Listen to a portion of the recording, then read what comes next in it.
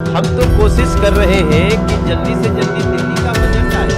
ये तो सिर्फ वो ग्रीटिंग कार्ड भेजते हैं, वो सिर्फ दिल्ली को भ्रमित करते हैं। बजट देने से कौन रोका है? दुनिया में हम अपने प्रजातंत्र का मजाक उड़ा रहे हैं। हर चीज में हस्तक्षेप करना ठीक नहीं है और आज तो अति हो गई। अब मुझे लगता है इनकी पाप का घड़ा इतना भर गया है और पानी नाक के ऊपर निकल गया है कि इन्होंने एक सरकार का फाइनेंस बजट होता है उस पर रोक लगा। दिल्ली सरकार में वित्त मंत्री कैलाश गहलोत मंगलवार यानी 21 मार्च को दिल्ली विधानसभा में साल 2023 का बजट पेश करने वाले थे, लेकिन अब वो अपना बजट विधानसभा में आज पेश नहीं कर पाएंगे, जबकि बजट की सभी तैयारियां पूरी कर ली गई थी। सोमवार को कैलाश गहलोत ने आर्थिक सर्वेक्षण रिपोर्ट और आउटकम बजट भी पेश किया था। इसके बावजूद 20 मार्च की शाम को अचानक मुख्यमंत्री अरविंद ने जानकारी दी कि केंद्र सरकार ने दिल्ली सरकार के बजट पेश करने पर रोक लगा दी है। इसके बाद से केंद्र और दिल्ली सरकार के बीच नए सिरे से तनातनी चरम पर पहुंच गई है। दोनों के बीच आरोप प्रत्यारोप का सिलसिला शुरू हो गया है। इसी बीच अहम सवाल यह है कि दिल्ली सरकार आज विधानसभा में बजट क्यों पेश नहीं कर सकती?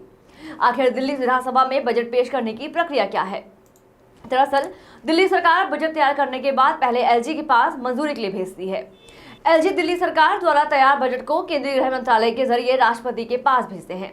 राष्ट्रपति की सहमति मिलने के बाद बजट दिल्ली विधानसभा में पेश किया जाता है। तो क्या मंगलवार को दिल्ली विधानसभा में बजट पेश करने से पहले केजरीवाल सरकार ने एलजी से अप्रूवल नहीं ली थी? अगर ली थी तो उस पर रोक क्यों लगी? मीडिया रिपोर्ट के मुताबिक दिल्ली सरकार द्वारा तैयार और एलजी को भेजे गए बजट में एलजी ने 5 आपत्तियां दर्ज कर गृह मंत्रालय को भेजी थी।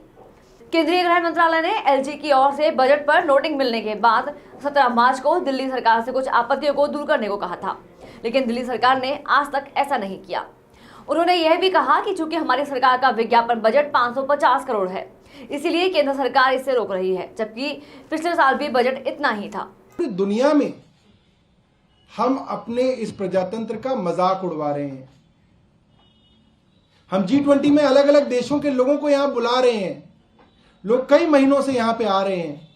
कभी इटली से कोई होता है, कभी जापान से कोई होता है। वो अखबार देखता होगा तो क्या समझता होगा कि इस देश की केंद्र सरकार, प्रधानमंत्री जी एक छोटे से राज्य के बजट को रोक रहे हैं।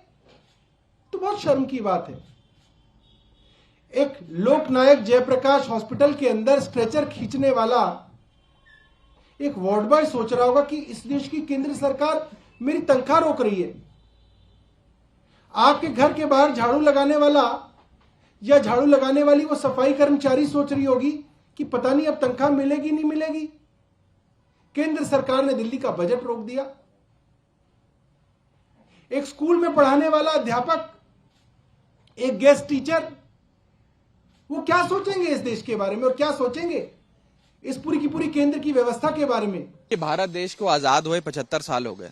75 साल के इतिहास में एक बार भी ऐसा नहीं हुआ कि दिल्ली सरकार के बजट को पेश करने से केंद्र सरकार ने रोक दिया हो। आज भारत देश की जो राजनीति है, जो सियासत है, वो इतनी खराब हो गई है क्या कि आज एक लोकतांत्रिक ढंग से चुनी हुई सरकार, प्रचंड बहुमत की सरकार, वो सरकार जो 3 बार लगातार दिल्ली की जनता का प्यार और जनादेश पाकर एक मजबूत सरकार चला रही है, आज उसके हाथ बांधे जाएंगे, उसके पांव बांधे जाएंगे। और लोकतांत्रिक ढंग से चुनी हुई सरकार अगर सदन में अपना बजट नहीं पेश कर सकती तो क्या काम कर सकती है? अगर बजट पेश नहीं होगा तो जितने भी दिल्ली सरकार के स्कूल में पढ़ा रहे अध्यापक हैं, उनकी सैलरी कहां से जाएगी? मोहल्ला क्लिनिक के डॉक्टरों के पैसे कहां से जाएंगे? दवाइयों के पैसे कहां से आएंगे? अस्पताल में खर्च कैसे होगा? फ्लाईओवर कैसे बनेंगे? दिल्ली की सड़कें कैसे बनेंगी? तमाम चीजों को केंद्र में बैठी भाजपा सरकार रोकना चाहती। चुनाव जब होते हैं तो आप राजनीति करिए, चुनाव लड़िए, लेकिन चुनाव जब समाप्त हो गए, जनता का एक जनादेश आ गया, उसके बाद जो सरकार चुनकर आई है उसे काम करने का मौका दिया जाना चाहिए। हर चीज में हस्तक्षेप करना ये ठीक नहीं है और आज तो अति हो गई है। अब मुझे लगता है इनके पाप का घड़ा इतना भर गया है और पानी नाक के ऊपर निकल गया है कि इन्होंने एक